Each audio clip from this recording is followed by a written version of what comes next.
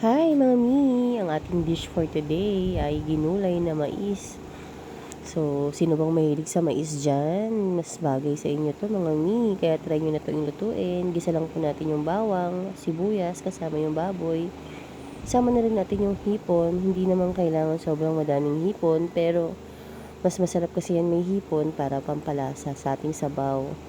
So, after natin may lagay yung hipon, at naluto na siya, pwede natin ilagay niyan yung ating mais. Mais na puti pala yung ginamit ko kasi mas masarap siya kaysa sa dilaw.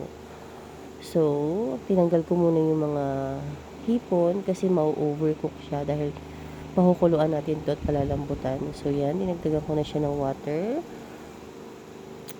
para lumambot ang ating mais. Kasama na rin ang ating baboy. So, pag lambot ng ating mais, pwede na natin ibalik yung hipon para lumasa na siya ulit. So, medyo matagal kasi yung mais na pakuluan kasi ngayon naman. So, ayan, dahil malambot na yung mais, nilagay ko na rin yung ating malunggay. Pwede rin yan gamitan ng amlay. So, eto mga mi, luto ng ating ginulay na mais. Happy time everyone! Bye!